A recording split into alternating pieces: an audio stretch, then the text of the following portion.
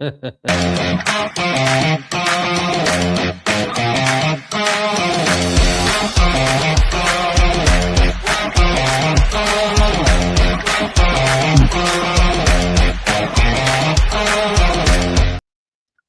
know what? You know what, Ben? I came upstairs. I thought I quickly nipped to the loo, and we've got plenty to talk about. I know the first half of the show, probably all of the show, is going to be about Antoine Semenyo, what now, what Liverpool are going to do now. But I came upstairs, and you were just making that expression. I thought, what game is he watching? It's 1-0. Arsenal don't concede. It's over. And that's why I nipped to the loo before the show, and you go, oh, no, it's penalties. I thought, wow. So, you know what? Shall I leg it downstairs and watch the penalties? No, it's born and delayed already by 11 minutes. And, I like that one. That was really good.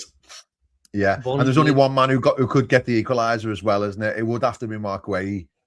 So, yeah, it's gone to penalties now. The illustrious Will Hughes is about to step up for Palace's third penalty. So Arsenal have scored all three of their first ones. Palace have scored both of theirs. So it's Will Hughes now from the spot. I don't know whether people are slightly ahead than us or slightly behind, but apologies if you are. But we'll see whether Will Hughes can keep it ticking. Shall we get this here? Oh, it's a good pen. So it's 3-3 now, yeah? 3-3 now, yeah, it's good. Apparently, Palace have lost like 3 of the last 4 penalties shootouts in the quarterfinals of the League Cup or something. So maybe it's their year. You never know.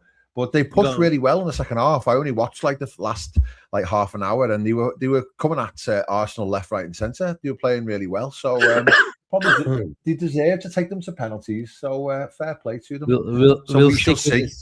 We'll stick with this hit along then. You can give us this commentary until it's over. Yeah. Oh yeah, I'm what's it called? In the meantime, Asim, shock horror. Give us a bomber. Like I've got a bomber bag. We've had a few bombs that have already gone off today. I think that we can talk about. Gee whiz, plenty of bombers. Who's taking the next one? Oh, come on, miss lad. Oh, top bin, good finish. Wow.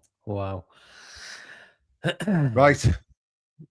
So we'd rather stick with get it over and done with. What, the penalties or the bomber? Yeah, no, definitely. I was thinking more Anton Semenyo or not, as the case may be. Oh, yeah. This is the guy. I forget what his name is now, but this is the guy who missed against us in the Charity Shield, I think. He's just come on. Saber or something his name is. Is he that big lad? Yeah, with the like looks like Thor. Salsa, yeah. Salsa. Oh, well done, lads. He's bottom left. Great goal. So he's effectively sudden death. Now, yeah? Effectively sudden death. Who's going to miss? Marino. You can miss, lad. He's a dickhead, Marino. We can miss. Hasn't Saka taken one? Or was he first up? Saka. I think Saka took the first one. Marino. He looks cool as a cucumber. Whilst you're watching the official hit along, for the first ever B&I hit along, without anything, just Ben's commentary. This will be great for the AI clips, won't it? It is for all the chat. You better not be ahead of the chat. Oh, God. Yeah. Oh, the chat's ahead, a few seconds ahead of me. Come on now, chat. Don't spoil me fun. There's always one person who'll be like in a different time zone, won't there? 5-4 Arsenal. Oh no, Lerma for Palace's 5th penalty, and he looks like he's shitting a brick. Who's taking it? It looks like Jefferson Lerma. Oh, I think it's Lerma. Yeah, it is. Yeah, Lerma. He looks well nervous. Is it? Chat says, "Give me Barcola." We're We're waiting for the Lerma first. All right, no looking at the chat because they're going to grass us up. Give me a Lerma pen before Barcola. Come on, lad. Oh, great penalty. Missed. Come on, son. Oh, great penalty. KD's chatting shit. You got missed. Honestly, you chat ban that, lads. There's 200 people already here. People, you've come for Transfer this is the quality that you expect. So smash a like before the penalties get over. Oh, he looks nervous. He looks nervous. He's gonna miss. Who's taking it? Who's taking it? Calafiori. Ooh, good footballer. We know what? Football. Crap penalty taker. Hopefully. We're manifesting it. Arteta doesn't look happy. Up he comes. Oh, he scored. Damn. 6-5. Fuck's sake. Arsenal going out there. This. I mean, wife's just messaged me in the background saying you are too loud. Wonderful. Imagine if Arsenal lose. You're getting chucked out. Oh no. It's our new boy coming up. Adam Wharton. Ooh. What did he call him? Does he? Our new boy. Is that what he said? Ooh. Yeah. That might get clipped as well. Oh, sorry. Was that? I let that one back. No, I'm only kidding, chat. I haven't got a clue. Alex says our left back. I'm no ITK. Calafiori's gone, man. Calafiori's gone. Wharton looked really nervous, you know. He never scores either, does he? Oh, what a penalty that is. What a penalty that is. Side netting. Wharton, side netting. Tell you what, this is what the people come for, this, isn't it? How let's see how many people have come to watch this hate along. We have got there's 200 people in already. 200 people watching us scowl at Arsenal's penalties. Oh, you're in Timber. Looks nervous. Timber. People asking, where's Gene? Gene is a busy boy tonight. Yeah, Gene's back tomorrow. But he's back tomorrow. If he makes it home in time, he did say he might hop on, but if not, he'll have his own show tomorrow. Oh, wow. What a pen that was from Timber. Top left. Come on, man. It's just 14 pens now, and everyone's been an absolute banger. Really? Yeah. Chat there. Wow, what a pen. Who's taking the next one for Palace? Oh, no, I don't know who this guy is. This is their, like, sub-winger. I forget what his name is. Chat Winger? Yeah, got a hair like a pineapple. Is it the big lad on the left-hand side? Big lad, yeah. Yeah, the big lad him. on the left-hand side. Uche. Oh, let's hope Uche's got a good pen in him. Such an educated chat, aren't they? You know, we're very great penalty, lads. Oh, he scared me there, man. He scared me. He shuts the crowd. Tell you what, these clips could be absolute genius tonight. Jono, I'm afraid that team will not be with us this evening, but I'm sure why we're gonna have it? Why was he expecting a Gene head loss? I don't know. I'm guessing it's probably because our world is collapsing and we're not signing Semenyo, and we're probably going to get relegated as a result. Who's taking it now? The crowd at the moment. We need Kepe. Saliba. Ooh. Saliba. He looks nervous. Good footballer, man. Oh, great penalty. Bottom left. Sick. Flipping heck, Asim. Hold off on the asthma. On the inhalers. I'll tell you what, that was a big sigh of relief. We need to get down to Kepa. And then just honestly, sorry, chat, apologies. Just call me Motson. Lacroix. Oh, party boss. He's gonna hit the bar. He's gonna hit the bar. It's just fans to the Palace fans, and every Palace fan is either doing that or doing that. So Kepa's gonna hit the bar. Kepa's gonna hit the bar. Lacroix. This could go into orbit. Not a Kepa, Lacroix. He saved it. Oh, he saved it. Lacroix saved it. It's all over. It's all over. There goes our first. It's what's called. It's sudden death, isn't it? Of course. So that's it. Game over. Right. 50. I never wanted Palace to win anyway. Hopefully that means he can get off now, can't he? He can leave in style now, can't he? Right. Here we are after our first B&R hate along, unintentional hate along. Let's get down to the business, Ben. We were expecting news. Yesterday, we got the awful news, the confirmation of Alexander Isak going out for around about 2-3 months. Don't know. There's a definite time scale on it, but the manager said 2 months. Let's hope he comes back and then gets fit up and running as well. So we wish him well, and we just play the waiting game now, and let's see how he returns. Some people are saying he's never going to be the same. I just don't even like to go into that. People have worse off injuries and come back better players, or at least the very least same players. But let's see what happens. Injuries before, hasn't he? Exactly. We wish him well. He's a player that does come back normally from injuries. It takes a while, but once he does come back, he normally, he does the business. So yeah, it's a lot better than an ACL and a 12-monther, isn't it? 100%. Let's go to the other breaking news today. I don't know who came out with the exclusive. I think it might have been David Ornstein. Actually, it was because he has a EXCL and a siren on the start of his tweet, and he said, Antoine Semenyo preference is to join Manchester City in January. Nothing formal until the market opens, but Bournemouth attacker favours Manchester City. Man United pushed hard and never planned to use the 25-year-old at wing-back. But winter switch was always tough for Man United. It looks like it's a foregone conclusion now, Ben, in my opinion. Anton Semenyo in the next, 5-6 days. I think it could be early as 2nd of Jan that you'll see him in a Manchester City shirt. Your thoughts? There's a lot of disappointment in the chat, and that's a fair point. We're in a situation where we really need a forward option, a wide left option, a wide right option, maybe, depending on what happens with Salah. But obviously the Isak news will have made this even more significant. But I think the reality is this deal was probably been done in the last few weeks. It's not something that's been done in the last few days and hours. And Liverpool, I think, would have had ample of opportunity to go back in for Semenyo. It sounds like our interest was made in November. That's what's being quoted and said, which is a long way back if we're thinking about it. So we've certainly made our plans clear.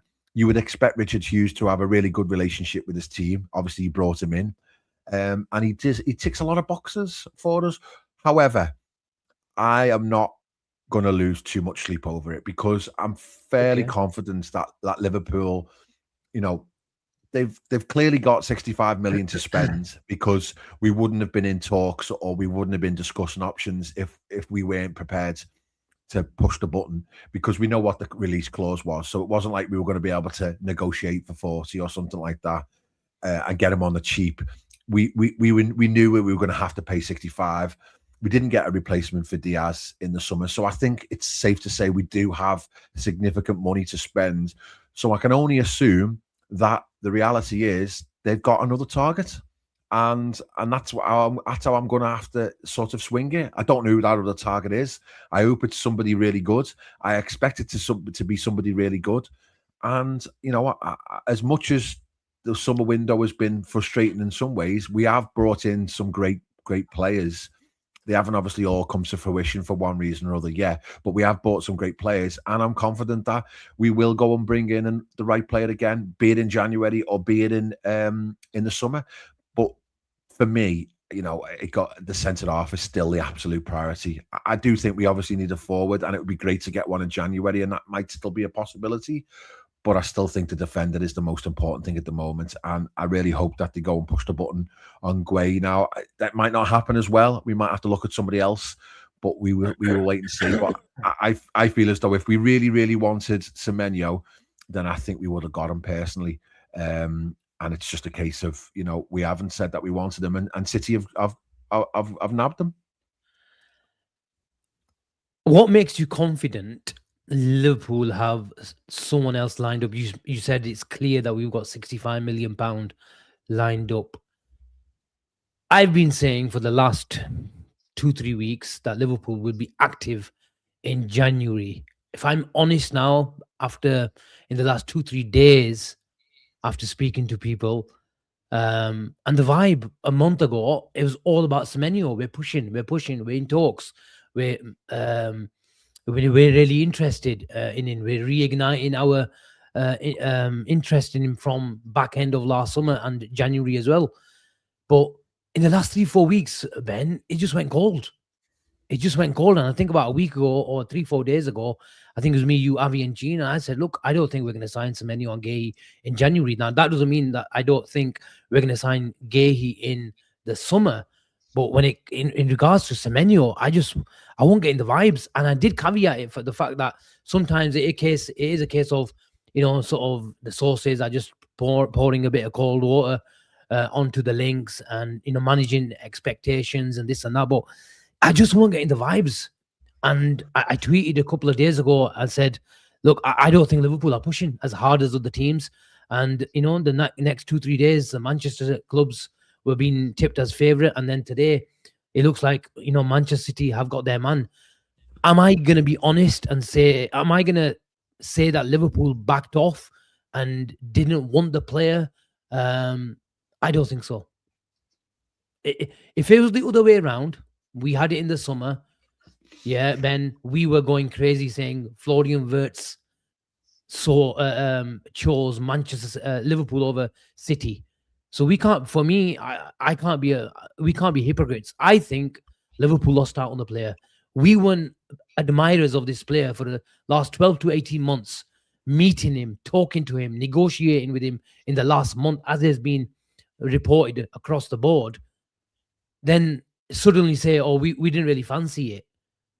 I think we got rejected, in my honest opinion. Well, if that's the case, then we have to be man, and we have to be, we have to take that on the chin. And again, the logic for me is, if we've been negotiating and we've been discussing the situation, then surely we would have known that the price was 65 million. So my logic is, we have got that money to be able to spend on somebody.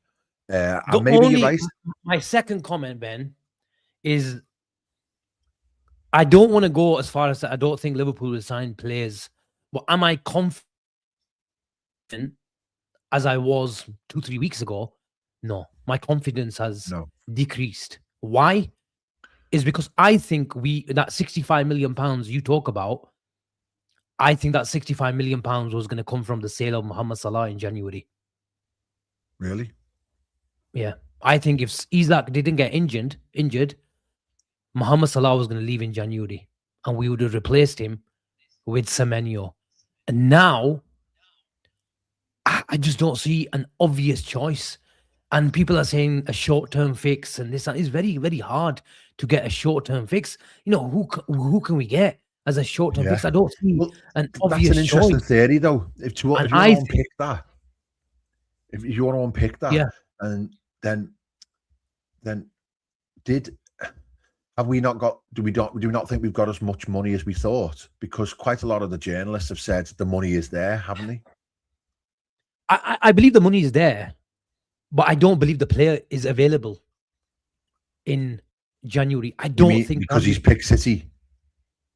No, I thought Semenyo was available in January, but he picked City, and all this talk about Sorry, but I thought you said like Bradley Barcola is available in January. No, sorry, I thought you meant we've only dropped out of him because we needed the money from Salah sale to be able to buy Semenyo. I thought that's what you were insinuating. I think it's one in, one out. Right, okay. So we don't think it was an additional one then? Because we are still one short squad-wise, really, aren't we? We still need that Diaz replacement. We are. And without selling Salah. This is what scares me. Now, the circumstances from what they were a month ago, Ben, in my opinion, are different. What I mean about that is we've had our best striker get injured, but we also have had a formation change. And I don't want to go too early on it because we've got the full January month ahead of us.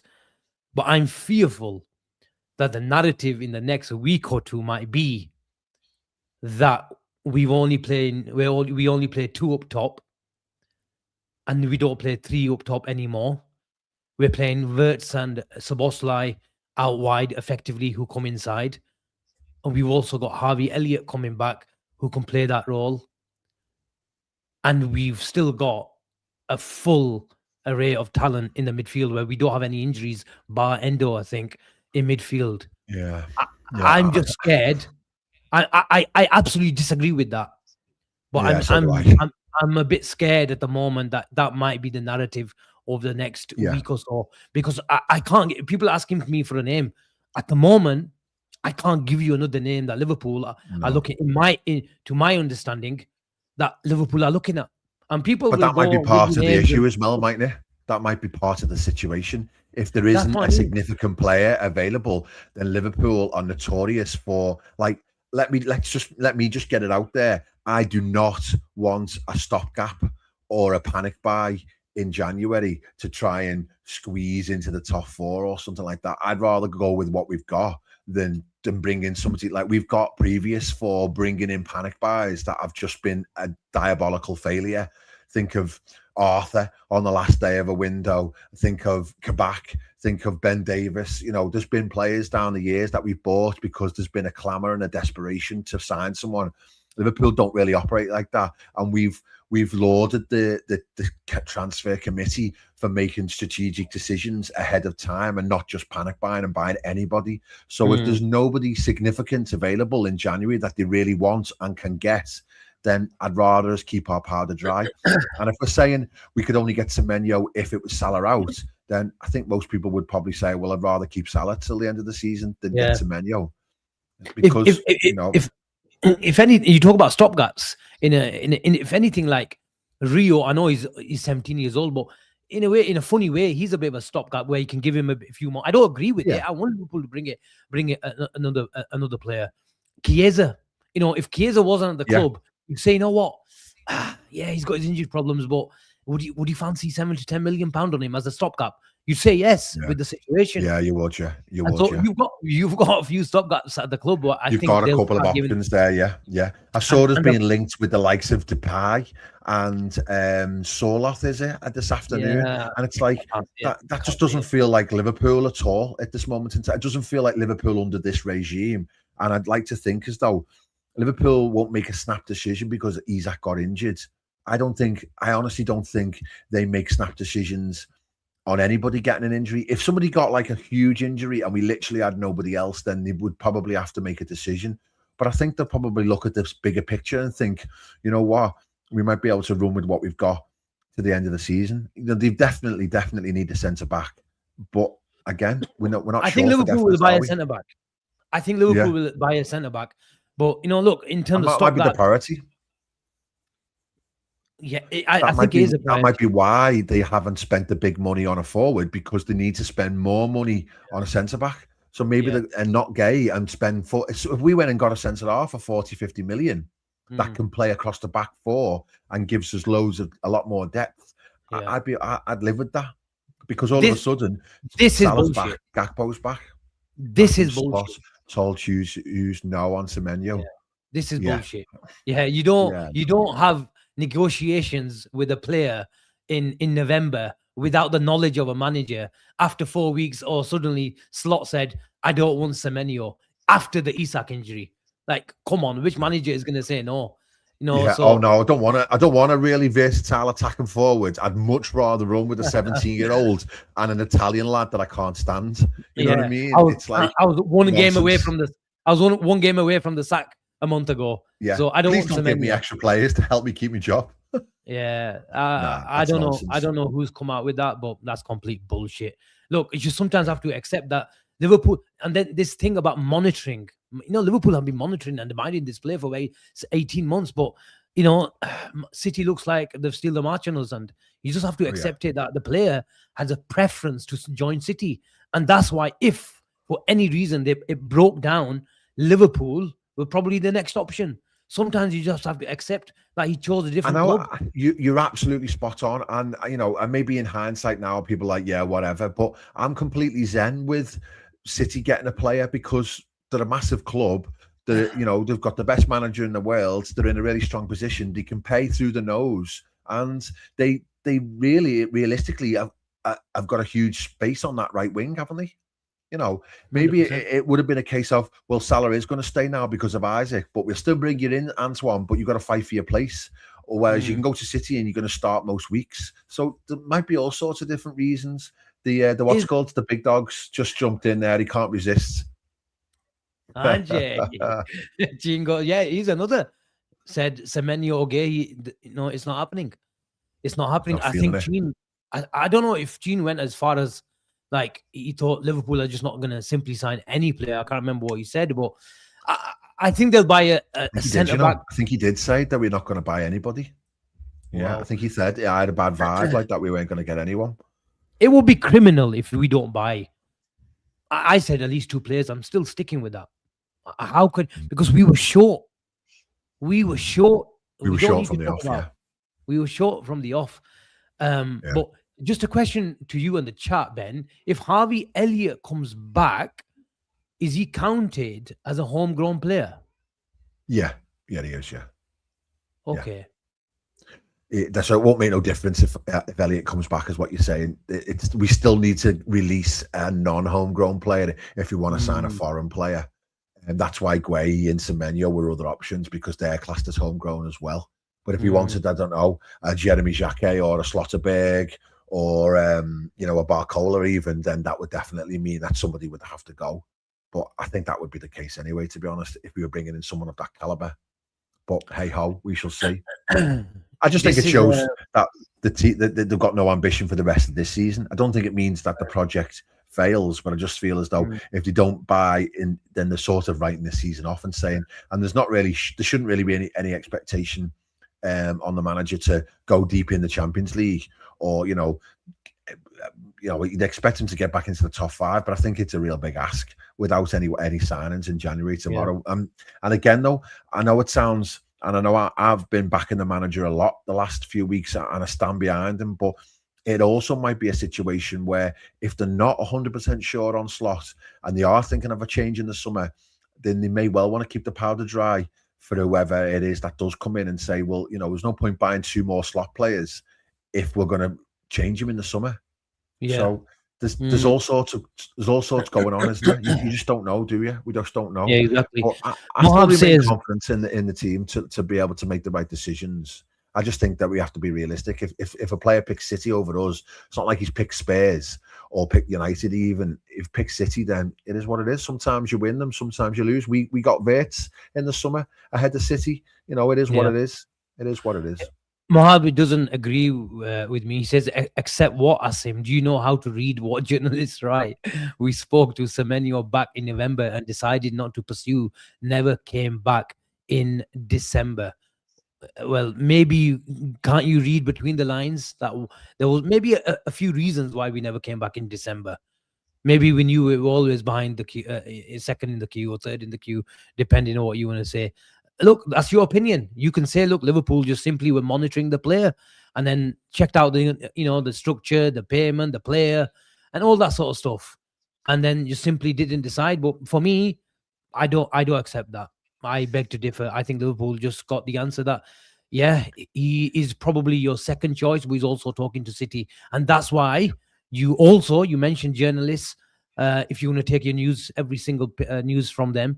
But they also said that Liverpool are monitoring the situation.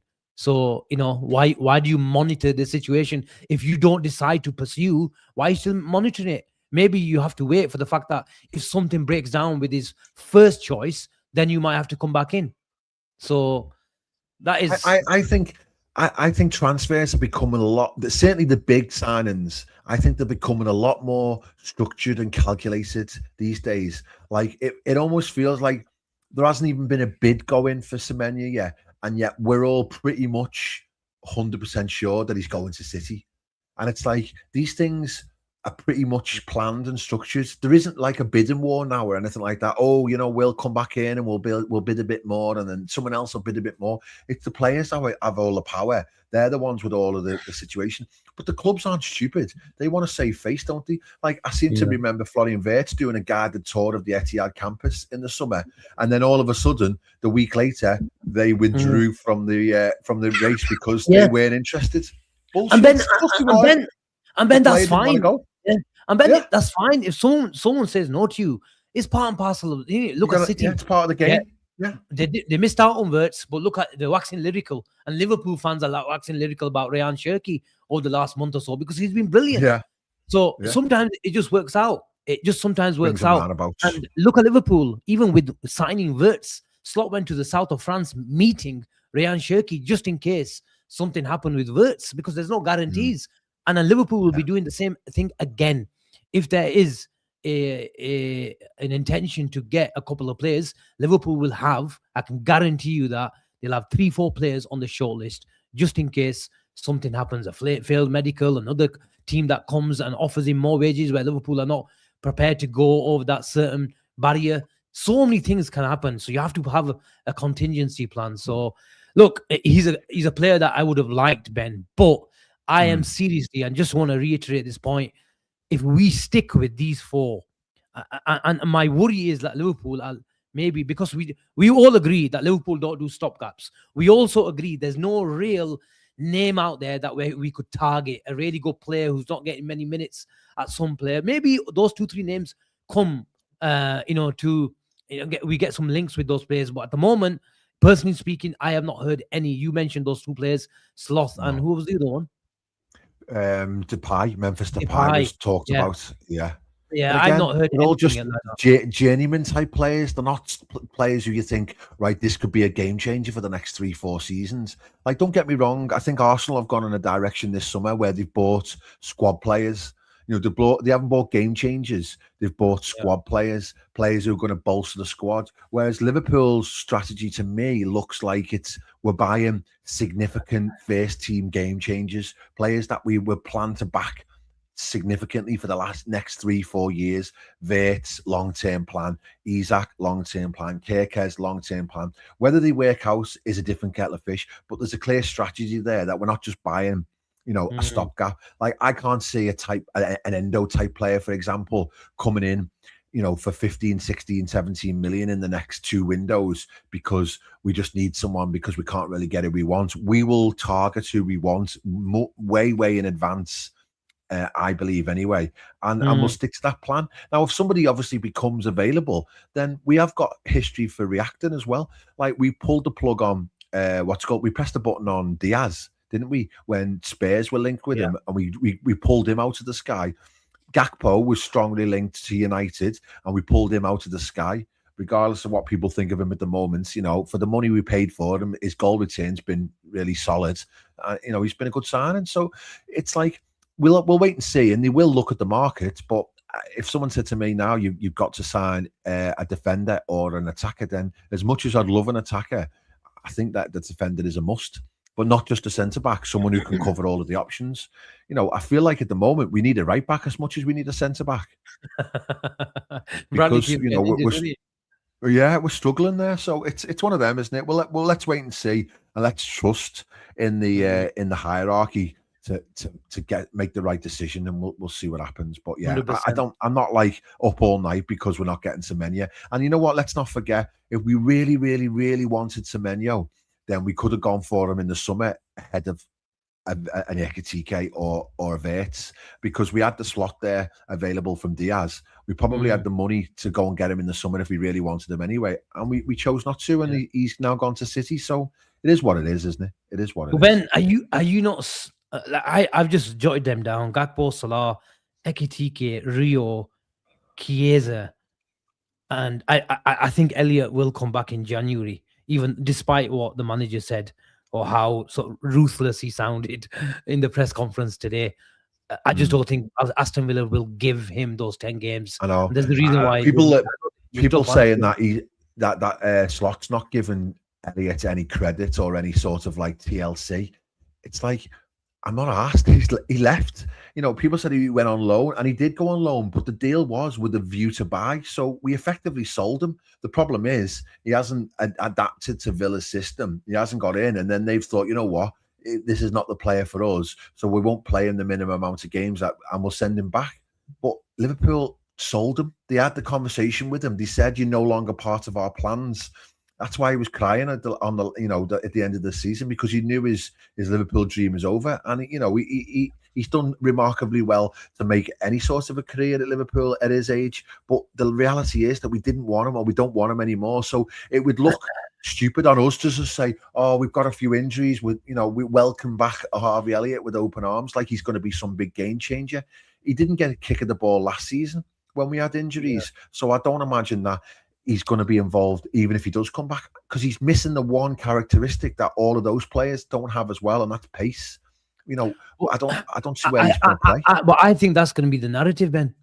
I think the narrative is going to be we've changed system. We've got 2 players up top, even though we play this, on paper, Wirtz from the left-hand side, Szoboszlai on the right-hand side. But it does suit Harvey Elliott. If there's any system that suits him more, it suits this more, because you're relying on the right back to act as the right winger to hold width. So the lad on paper out wide, in this case Harvey Elliott, and Florian Wirtz are acting as 2 interiors. So look, he's a body. He is a body, but I am feeling unless I hear something myself or the next, whether it's some big journal reporting a name that Liverpool are looking at, I'm not getting excited at the moment. I'm just not. I genuinely believe that Semenyo would have come in. I think Liverpool might have offered him a bit more, pushed hard. Probably no guarantees of getting him, because maybe his outright preference was Manchester City all the time. We don't know that. Maybe the story comes out in the next couple of days. But I felt Semenyo would have at least been a real concrete option, not just monitoring the situation type of thing. If Mohamed Salah left Liverpool Football Club, Isak didn't get injured, I think that could have been our attack. It would have been Ekitike, Isak, Semenyo, Gakpo, Chiesa, and Rio until the summer, and then we would have assessed it. But now, I think Salah will definitely stay.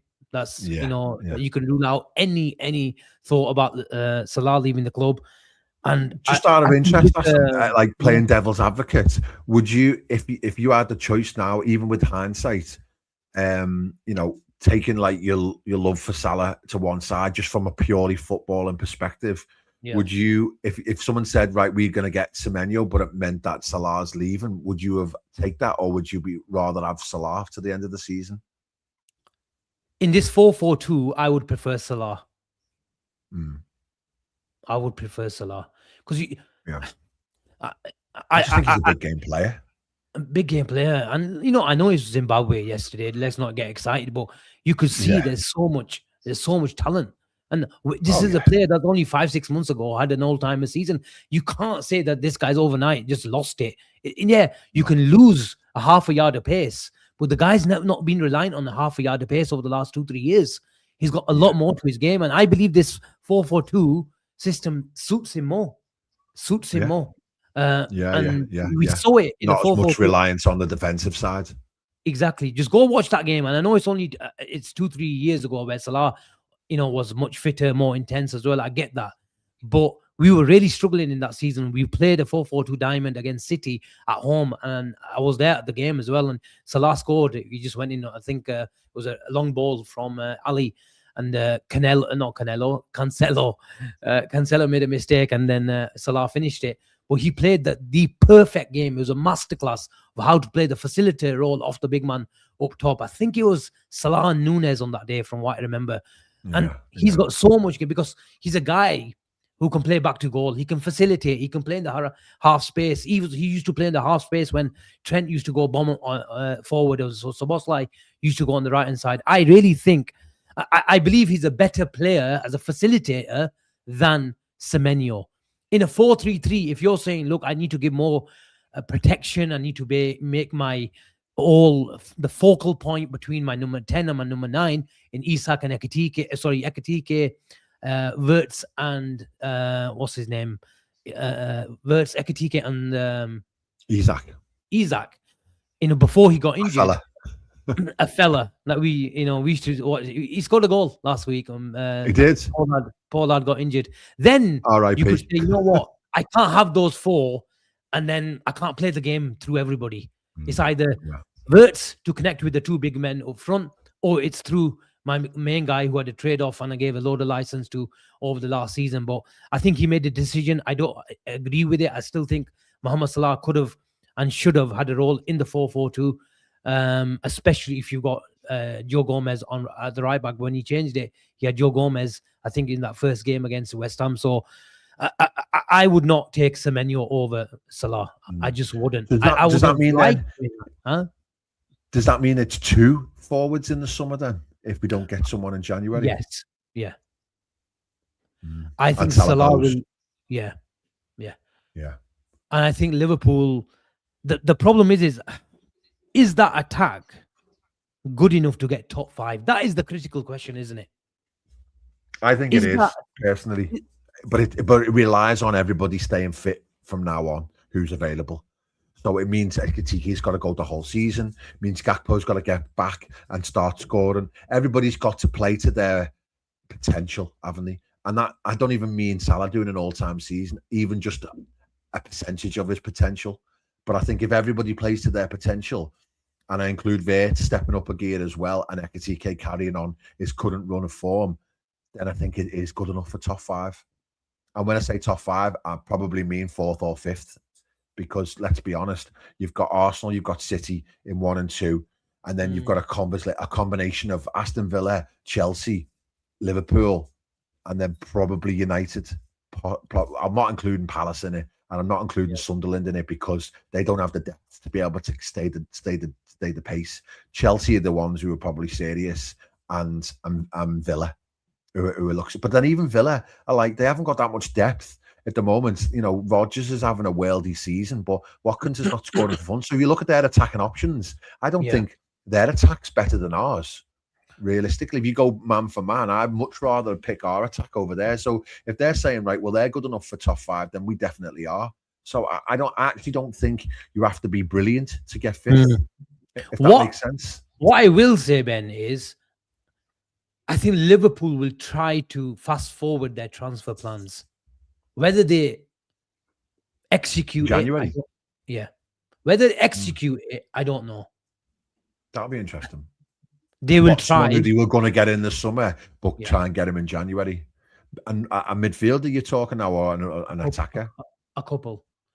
Right. In particular, a midfielder, and in particular, a striker. Do I smell a Bomba?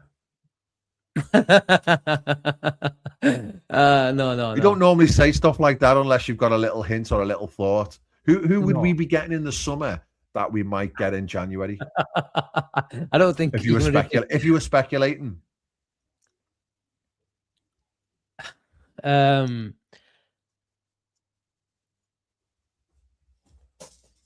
on, there's only 589 people waiting.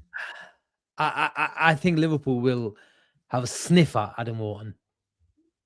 Really? So not an attacker then? No, I think no. I said midfielder and an attacker. I think Liverpool will try. Right, okay. Yeah, I think Liverpool will try. I think Liverpool will try for Bradley Barcola as well.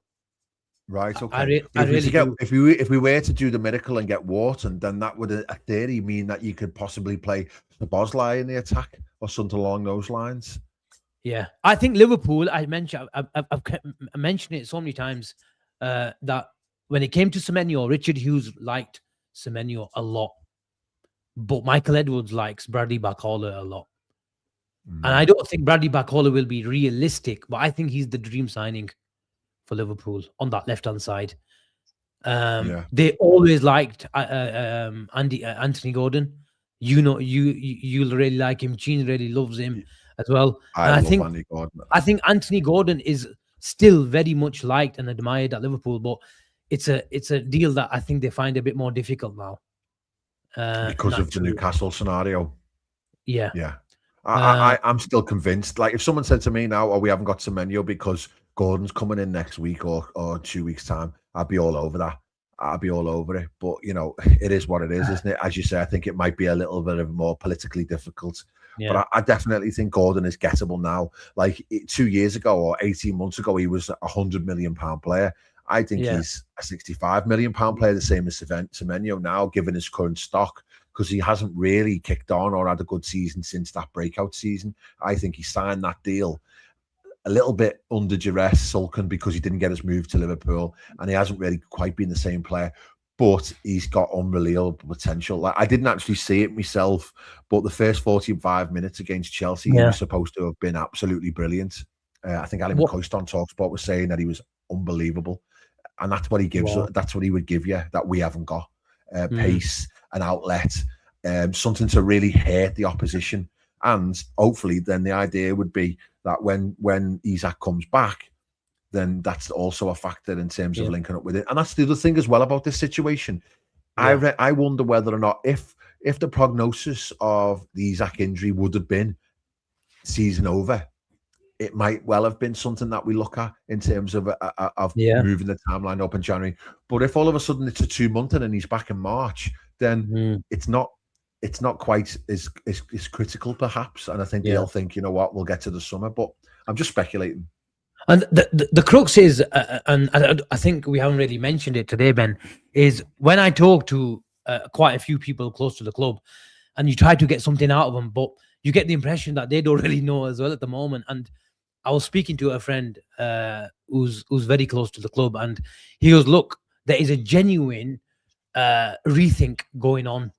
And I don't think the manager or the hierarchy are sure. The hierarchy, even though we know they've got the final call when it comes to transfers, it might be even a case of saying, okay, look, what does your team require? X, Y, and Z. So you go and give him a short list and say, okay, these are your options. What's your 1, 2, 3? And we will try to go get that player.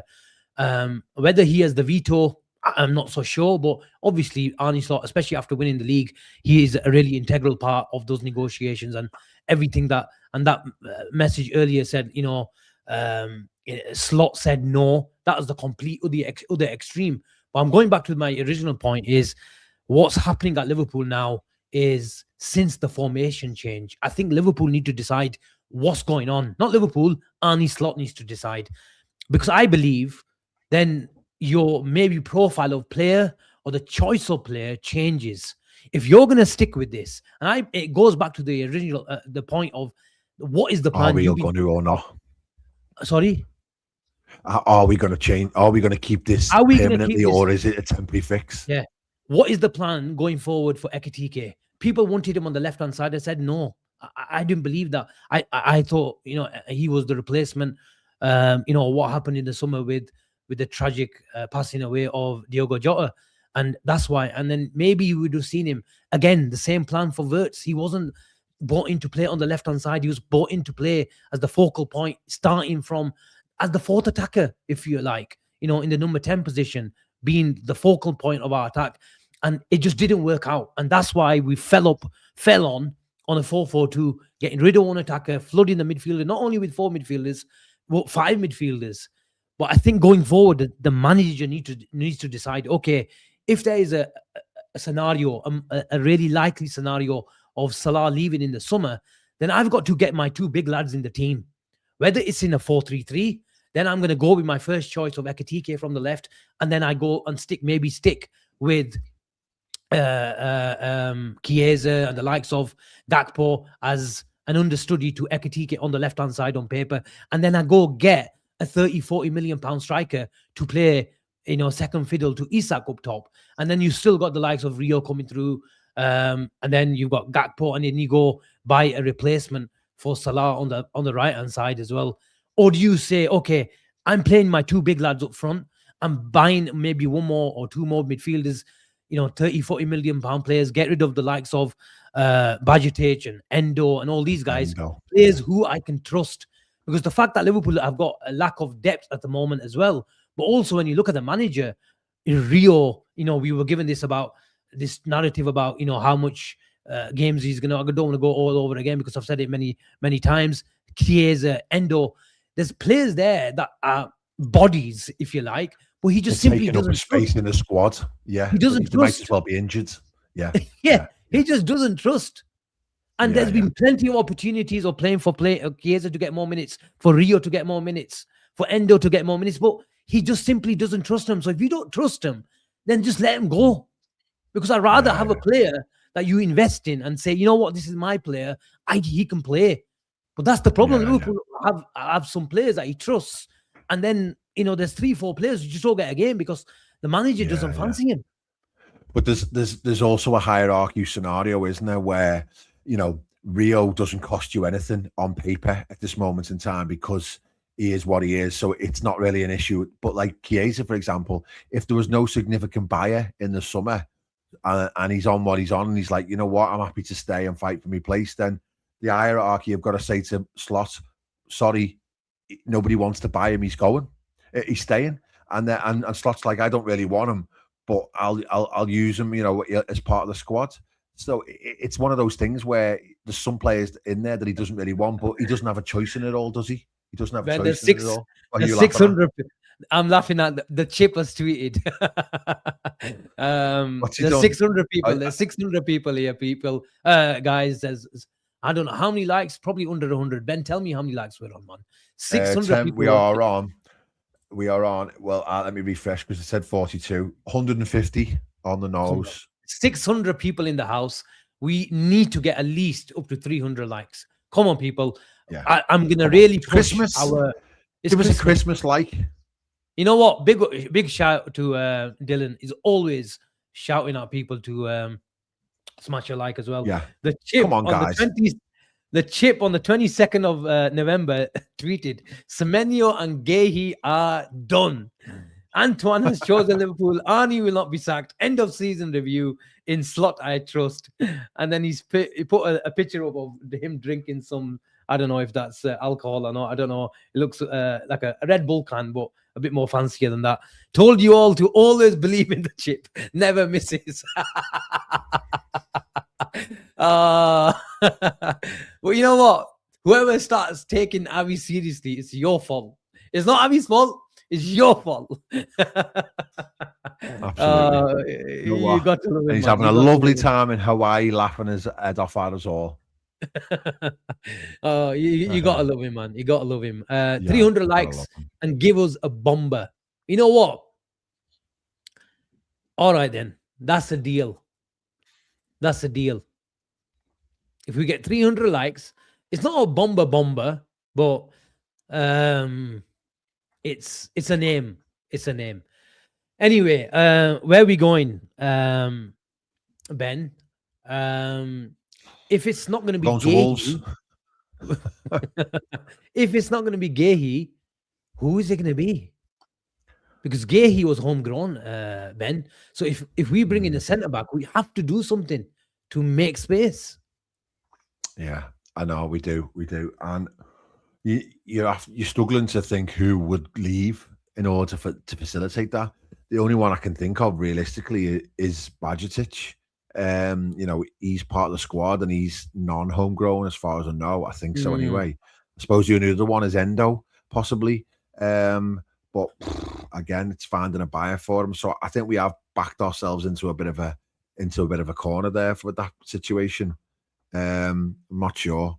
In terms of a centre back, as you say, there's been a few names, hasn't there?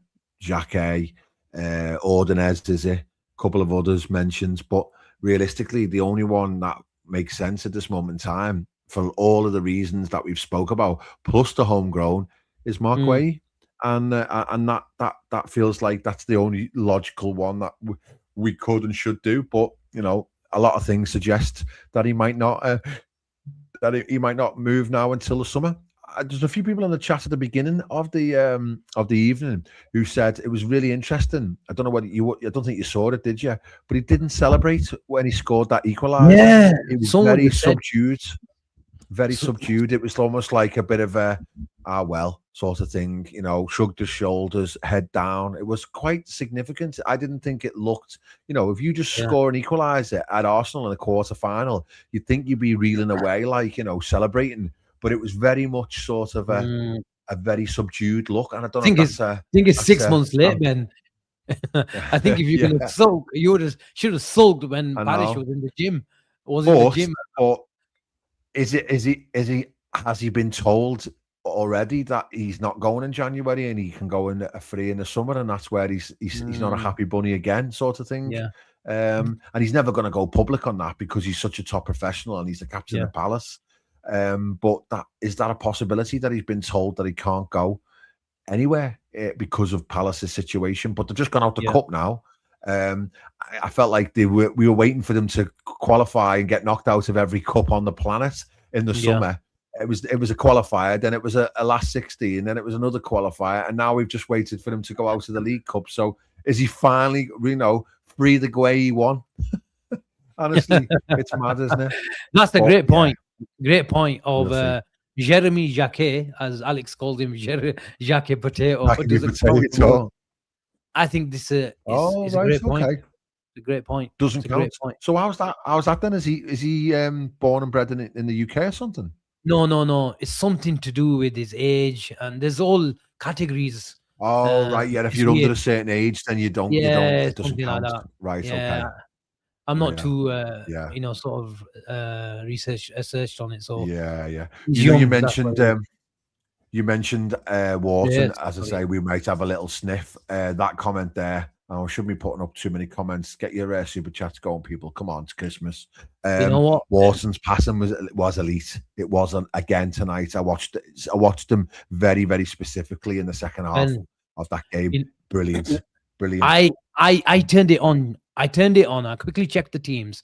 I saw Wharton. I saw, you know what? Rice isn't playing, even though he came on late on. But I thought I want to see Wharton. And first half, they didn't get the ball. They changed it up after 45 minutes. They had a decent goal, and at least they were in the game. I missed the first half, so that's what. First half, Arsenal were all over them. Crystal Palace didn't get to touch the ball. And second half, they came into the game. Klein came on. He looked a decent right back for even at his age. But Wharton's passing. The beauty about his passing, Ben, is if he gets passing as well. That as well. When he gets it, his body position, he knows how to protect it. He sticks his ass out if he has to. He can shield it. He scans like every elite player. And the beauty about if he gets pressed, he's already knows. He scans that pitch. He knows exactly what's happening. He paints a picture. And the beauty about Wharton's passing is when someone presses him, it's that first time ball that opens up the game. That is, I think, his biggest strength. That first time ball. It's pass selection rather than just the ability to pass, because anyone can do it. Loads of short passes, keep it simple, go square, be a crab across the midfield. But when there is an opportunity to pick a really smart pass to move, to progress the ball forward, he was doing that as well. Excellent. Yeah, very impressed. The one thing about him is that he hasn't got much end product at the moment. He needs to add a few goals to his game. Like there was one in the second half where he played a lovely 1-2 and he was wide open, had a great chance and he dragged it wide. I think he maybe just needs one to go in. And he's not, I don't think he's a dominant force in the air either. He doesn't really command in the air, but in terms of retention of the ball and his passing ability, there's not many better in the Prem at the moment. And obviously given his age as well, he can only get better, can't he? But I just think, you've got to think about who he replaces. I assume the logic is it could be any one of McAllister or Gravenberch. But I think maybe if we're looking at this system as a long term, then he goes into it alongside one of the two deep players. And then you've got the option of the other three in front. But it still, to me, says that the odd man out's McAllister. Yeah. McAllister, which is a real shame because he was brilliant last season, but this season it just feels as though it's like it's almost as if like he's done what he requires to do. I read something the other day, like I didn't realize he'd had a baby as well, so maybe that has been a factor, big change in your personal life. I didn't realize that. He's pushing his plan around all the time now, isn't he? But it can work both ways. I think since Curtis had a baby, on and off the pitch, it's changed him. Yeah, you just don't know, do you? But everyone's different, aren't they? And that's, your personal life can be affected, impacted, or whatever. But without going too deep though, but I was looking the other day, like people saying like we're not pressing as much and our intensity's not there. But thinking about it now, it's like, we're talking about Isak not having a pre-season. I think there's also a thing that has really gone under the radar that I wonder whether the whole team didn't have that much of a pre-season because of the obvious reason behind Jota. Whether the pre-season just sort of went on the back burner, and because they've all been playing catch-up throughout the season. And it's taken them 2 or 3 months to get anywhere near to the intensity because you do so much in the pre-season to get yourself at the right level. Then you're always playing catch-up as the season progresses. And it looks like that for a few of them, to be honest. We've had a lot of players that have not played 90 minutes in games, been subbed off, 70s, 80s and whatnot. Guess who's video calling me? Avi. Go on. Is he? Wait on. Get him on the stream. Get him on. Avi, I'm on the show, man. Avi, I'm on the show. I'm on the show. There's 600 people watching, Avi. Do you have any words? Wait on. God, can you hear him? Merry Christmas, everyone. There he is. Yeah, we can hear him. Asim, send me the link. Okay, I'm sending it. It's in the group. It's in the group. It's in the group. I'll put it in. I'll send it to his WhatsApp. Okay, send it to his WhatsApp.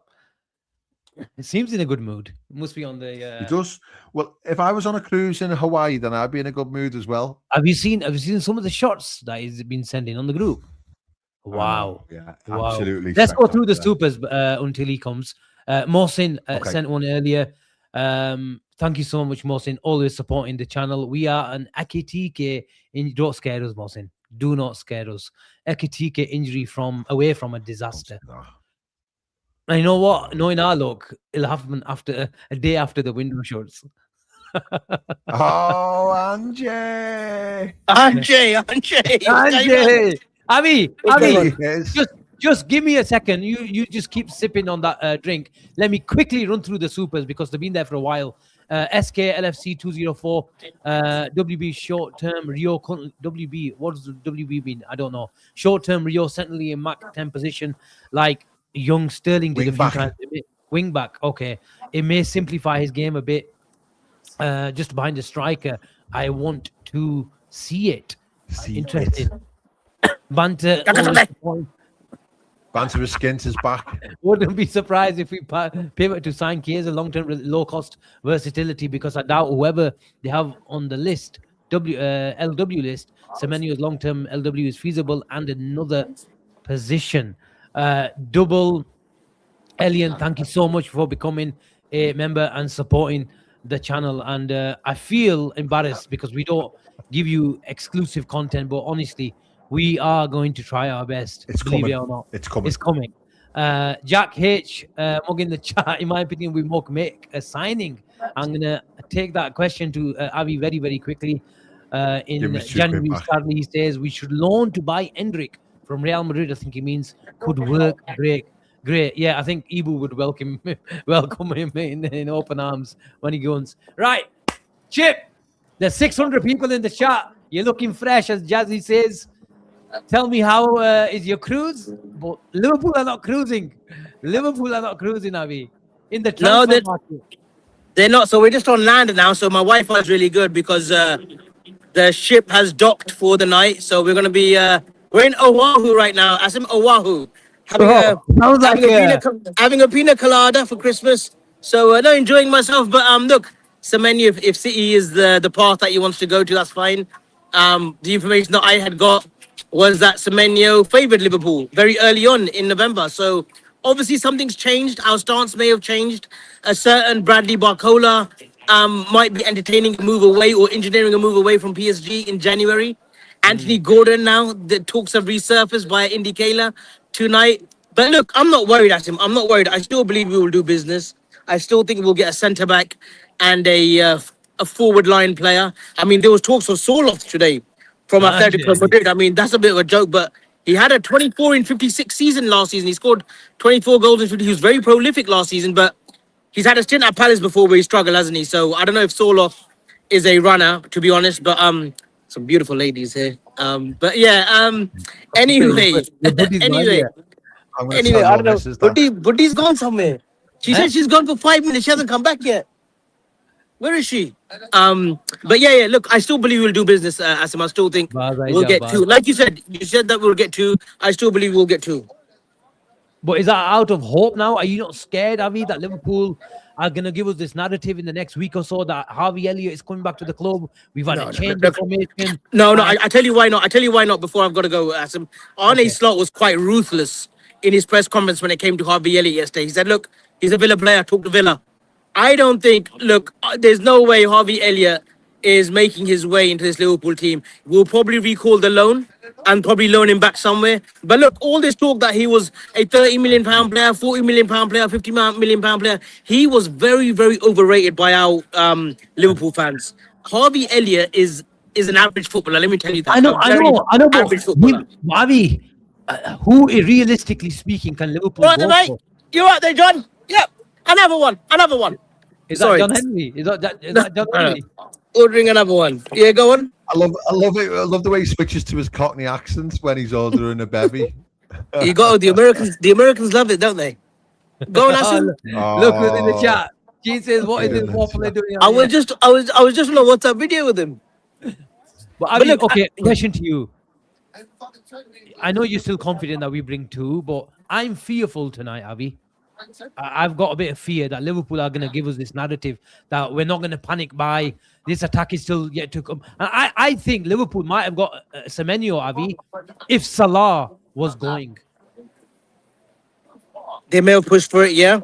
But you've been talking it up quite a lot that Salah could do that second striker role. He could play as a second forward, and he's done it. He has given us glimpses. I think that City game where we beat them 1-0 at Anfield, that season that we were really bad under Klopp. Where he gets the winner, doesn't he? He can do the job. That I think he'll work perfectly well with ITK there. That might have changed our thinking. But Asim, you are not telling me we are going into January without purchasing a centre back. A centre back is a priority. Yes, I think we'll bring a centre back, Avi. And I actually forgot. Alex mentioned it in the chat. Jeremy Jacquet, as you say, like to say, he doesn't count as a non-homegrown player. Surely that takes a big, massive because he's 19, isn't he? Something like that. Yeah. It's got to be under 21 or something. Yeah. Any news from where are you? Hawa? Oh no, Oahu. Wow, it sounded like Fana's favorite player, Hossein Hawa. Oahu. And doing a bit of scouting down there. Any players? Asim, he has been tracked by the big clubs since the middle of last season. And to prize him away, it will take a lot of money, but it'll have to be quite the package that we sell to him. Because look, these Frenchmen, I'm not trying to be what's the word? I'm not trying to portray them as greedy, but they have very, very clever agents that want the best for their clients, even at a younger age. Camavinga from Rennes went to Real Madrid. We know that Rennes have a conveyor belt of talent coming out of that club. And Jeremy Jacquet, it could well be that we sign this 19-year-old, but we put him on high wages already. I said to you guys last week when we did the categories show, he's the real deal. For me, he's the creme de la creme. He's ahead of Ordonez. He's ahead of Leone. He's ahead of any upcoming defender of that age bracket between 19 to 21. Jeremy Jacquet is the real deal. Do you want some good news, Abi? Sorry? Do you want some good news? Go on. You mentioned a player that you really like in France. Are you Boadi? Yeah. I think there's concrete interest from Liverpool, but there's also concrete interest from Man United as well. I have a fear, Asim, and just a fear that Ayub Boadi, his agent, has already been talking to Chelsea about a summer move. Okay. Interesting. And Chelsea came in for Semenyo as well today, Avi. I think they spoke. I think Ornstein was saying that they inquired, but they backed off. I think they backed off because I think they know that Semenyo made up his mind, which was to go to Man City. And look, he will fit in like a glove. And if it means him propelling City to the league this season, albeit because I do not want those North Londoners winning the league. Yeah, 100%. I think one second. I'm just trying to mute myself, guys. I think my buddy's trying to look to me. 1 second. While I find these autographs, hold on. I think Arsenal have been linked with Boadi as well. Have you seen much of Boadi, Ben? Never heard of him, mate. I'm afraid. Never heard of him. He's a new one on the list for me. Is that the one who you were thinking of making a mention if we get to 300 because we're past it now? Are we past it? Yeah, I was gonna say that. But look, over the next week or so, if Liverpool plan to do some business, Asim, I have a bomba. Asim, I have a bomba. Bomba, go on then. Go on. And I don't know how many. Have you guys just started the show or not? No, we're an hour 10 in. We were just about to wrap Yeah, up. we're nearly finished. All right, guys, look, from what I've been told, that's the Semenyo and Gay done. That Liverpool Football Club will try an audacious bid, and it is audacious, for Eduardo Camavinga in January. Wow. Whether it pulls off, I'm not sure, but you'll be hearing about it concretely by reputable journalists associated with the club. Joyce, Ornstein, Pierce, maybe, even Lynch, giving him a shout out now. I think we will hear some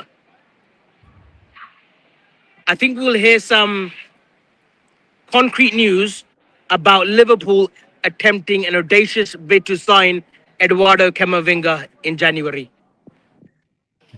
Jingo's Rami player, my brother. So Avi, if we get 2 players, then in January, right now, right this moment, who's your money on for the 2 players? Come on, Here Ben. we go. Here we go. I said Semenyo and Gay. He just ordered another drink, Ben. I said Semenyo and Gay. All right, Ben. If you put me in the spot, have another drink. Look, I trust Asim when he told me that Gay is probably going to be a summer target now. So that ship may have sailed. For me, look, you've got to go in for Xhaka. You've got to go in for Xhaka, and you've got to tempt PSG with Barcola. Although we like that Warren Zaire Emery as well. We like him as well. Of so PSG. You asked for 2, the chip gave you 4. No. Wow. We've liked him. We've liked Emery for a long time. Who? But, from PSG? Yeah, Zaire. Yeah. Has he got any minutes here? If you're asking me, look, Barcola and Xhaka, Ben, is the one that I would like the club to do. We're definitely doing business. There is no doubt that we are not bringing in a body. I think in terms of centre-back options, guys, Schlotterbeck is very, very, very high on that list. And Asim, I've been watching him ever since you've been talking about him. I've watched him a lot more. He's a beautiful passer of the ball. Yeah. I still worry. And people can say he's got 34 kilometers per hour. He's quick. I don't know whether he's a high-line quick player. He may be quick, but I'd like to see him in a high line. But I would like to see him even playing as a left back. Left back, okay. Yeah. Like a Hincapi almost. Yeah. Well, not that he's done it for Arsenal, but he did it at Leverkusen. Yeah. Macalafiori. Wow. We need that profile. I think Robbo will also leave in summer. And people are saying, no, how's Schlotterbeck going to come? He's not going to get any game time because Van Dijk is still there. Yeah, that's fine. But I think Schlotterbeck can get a lot of games at left back next season. A lot of games. Nobody wants to hear this, but my gut feeling, just as a change of topic, I still think that Salah will go in January. Whoa! Wow! Ben, who do you plan playing with? I don't know, but I think the money will be huge for Salah in January, and I think he'll still. There is no way Liverpool do not accept a £50 million bid for Mohamed Salah. Even in these circumstances. Asim, this club, look, you got to remember, this club is run as a business. For the owners, for the hierarchy, it's business. It's turnover of players. Buy in, sell out, in and out. That's what they do. Asim, a £50 million bid comes in. Lads, with this situation, you have to remember that without Isak for 2 months and Mohamed Salah sold from January, you are risking hundreds of millions of pounds without Champions League. I don't believe Liverpool will get Champions League football without Isak and without Salah. I just cannot see it. And obviously, if you think Salah's going to go in January, Ben, then you think some sort of replacement will come in for him. Yes? It has to. Yeah, 100%. Yeah, no, I think there'll be a replacement come in. But then the caveat to say we can't get Champions League without Isak and Salah is that they've currently got a combined 7 goals between them for the entire season. So I was going to say that. Everyone says, I was going to say the same. Yeah, Ben hit the nail on the head, and I thought Ben was brilliant on Sunday, actually. I thought he was pick of the bunch out of you three. No disrespect. You always is. I think he's making sense here where he says that Salah and Isak, look, they haven't pulled up any trumps this season. Neither have majority of the squad, Asim. We know that. But yeah, I absolutely. can't see Asim. I can't see Edwards. Look, and I don't want to say Edwards. I can't see Richard Hughes turning down 50 million in the summer, in January. Let's face it. This is Salah's last year. Whether we like it or not, Salah will not be playing football at Liverpool next season. So you either cash in now or you cash in the summer. I think if 50 million comes to the table from Al Nasser or Al Ittihad, he's a goner. He's a goner for me. I think Liverpool will still get 40-50 million pound in the summer because we've still got 12 months on him. It's not like he's going to run out of contract in the summer. So what? No, but as your contract dwindles down, the fee dwindles down too, doesn't it? Come on, Avi, it's Mohamed Salah, man. I know it's Mohamed Salah, Asim. I'm not saying it's not Mohamed Salah, but I'm just telling you. In a commercial sense. Asim, you can't tell me a offer that gets submitted of 50 million pounds in January that Liverpool will reject it. You can't tell me they will. I think they'll reject it now. And I don't know how. I don't know how many. What's the salary between now and the summer combined? He's on 450 grand a week, isn't he? So what's that? 2 or 3 million a month. So you're talking at least another 10 million just by him staying this summer. And if he comes back from AFCON after having played every game and he scores, I don't know, 5 goals, 5 assists between now and the end of the summer, do they think that that's worth 30 million? I'm not sure. If he scores in the semi-finals and the final of the Champions League, then it probably is, yeah. Yeah, absolutely. No, I agree with that. But that is a very valid point. I think they don't take. I read a thread on Twitter from Mo Chartra. He talks about the finances of the club. I think there's some big sponsors coming from. He mentions them as well. I think the sleeve one, who does it? Expedia. And then the main sponsor is coming, and there's a couple of deals that Liverpool need to line up in the next 12 months. Asim, there is something else coming in terms of sponsorship. I will tweet it in January. A few days out, I'll tweet in January. Something big is happening at Liverpool Football Club. RB Limited. Something big beyond, not beyond imagination. Something big is happening at Liverpool Football Club within the hierarchy.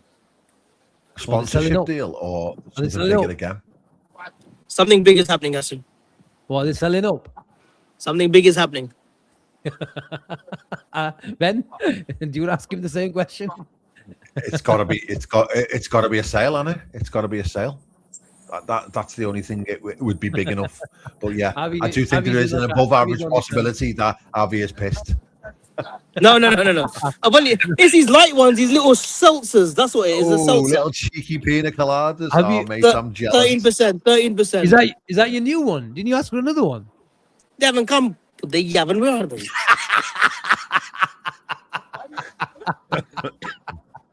Where's service out here? Where's the service out here? All right, Avi, we're calling it a night, man. We're going to bed.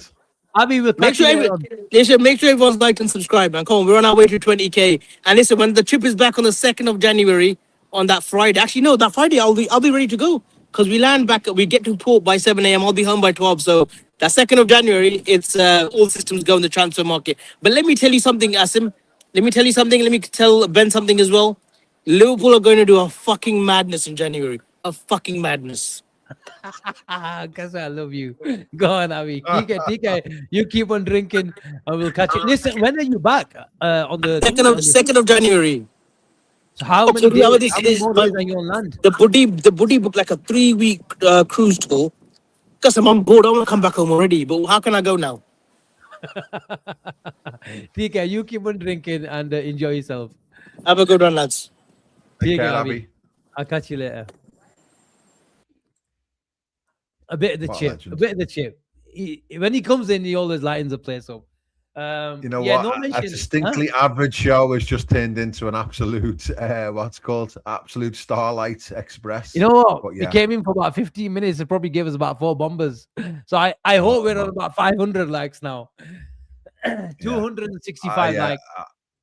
I'm he gets Guay and Semenyo wrong, but he calls the club being sold. You know the most funny thing is like the guys who don't know Avi, they always ask this question. He confuses the shit out of people. they ask he's like, very convincing. Is he serious? Because he uses the right words, doesn't he? Oh God, Yeah, Avi. he does. I think he believes himself sometimes. Rodrigo, Ben, are we still interested? Dare I say, how were we ever really interested? Was it I'm not agent sure. talk? Possibly, yeah. Possibly. He's doing well as well. He's getting a bit more game time at Madrid, isn't he?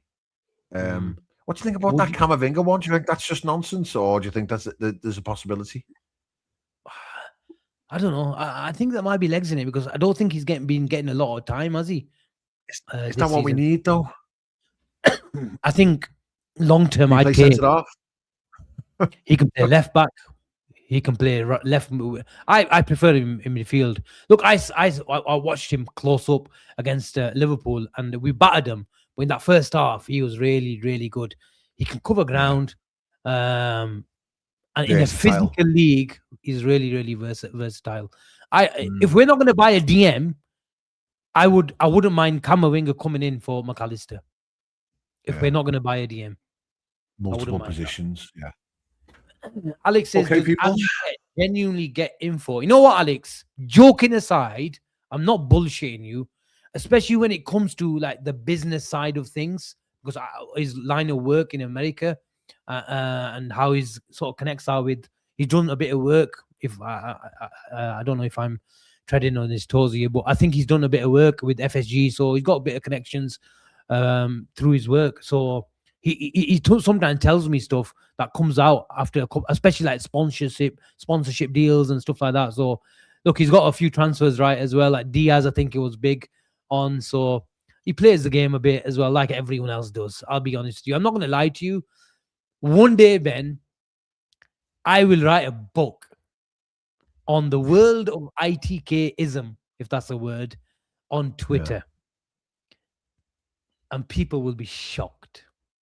Like, really, really shocked. One day I'll write a book. And it'll sell. It'll sell. Trust me, it'll sell. Absolutely. But only I can confirm as well. Guys, what happens behind the scenes.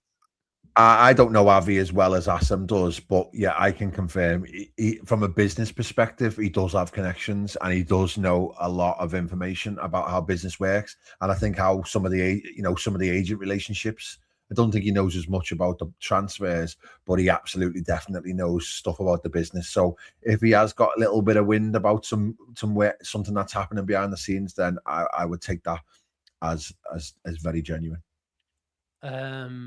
Harvard Eggy 7698, thank you so much.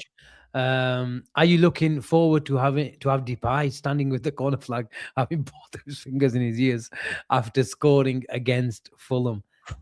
What a great stupid chat. I can't see Depay. I can't see Depay playing for Liverpool.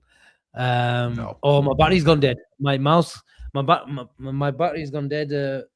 Ben, you'll have to. Do you want me to press the end the stream button? Is there any more? There is. No, that's it. That's the last one. 2 questions, Ben. Yes or no? Would you take Mamouche? No. No for me as well. And would you take Semenyo? No. Don't rate him. As a Salah replacement? No. No. If it was a loan to the end of the season and we were desperate, then yeah, you'd maybe use them. But I just think I'm just not interested in players that are direct rivals aren't getting a tune out of. So, and with all due respect, I rate Slot. I think he's a really good coach. But if Pep Guardiola can't get a trick out of him, then I don't know how Slot does. Would you take Rodrigo right now? From Madrid? Yeah. Yes, 100%. I take him as well. But I'd still rather have Anthony Gordon. Okay. Gene says yes. He's not as fancy. Yes to Mamouche for Gene. I don't know. He hasn't really caught fire at all. I know he's been injured a little bit, but he hasn't get it. Why is he not getting a game for City? It's strange, isn't it? Like Cherky didn't cost half as much, and he seems to have hit the ground running and got in ahead of it's quite unbalanced, the City squad, really. You can see why they're getting Semenyo if you think about it, because there's literally just Haaland who's the only one who's contributing, and Foden. But it's a strange squad balance, really, isn't it? They've got a lot of players in a lot of the same positions. But yeah, I know I'm getting laughed at there for Gordon over Rodrigo. The reason I would have Gordon is because you know 100% that he will fit Liverpool. You know he knows the Premier League. You know he would die for the shirt. You know he will run like a dog. You don't know any of those things for Rodrigo. Rodrigo could come in and be a superstar, but he might take 6 months to adapt to the Premier League. He might not be able to adapt to the intensity, etc., etc., etc. We don't know, and we're in a situation where we need full-on pace. We need work rate. We need a pressing machine. We need a pressing monster, and quite frankly, I'd quite like another hardcore scouser as well in this team who's got a bit of bite about them, and he would tick all the boxes for me. So yeah, I am championing Anthony Gordon for the Reds, but we'll see. More likely to be if a tall summer job. Yeah. The good news for you is I wouldn't rule out Anthony Gordon for the summer. I wouldn't rule it out. No, me neither. Let's hope so. Oh, Jazzy says, Indy has paid Asim again. Look, I enjoy it. I enjoy a good relationship with Indy. We talk a lot. He's a good lad. And Indy is a syndicate as well. He's not just one entity. He is a network of contacts, isn't he? And Asim may or may not be one of those contacts. Okay, Yandi Amande. You know what, Ash?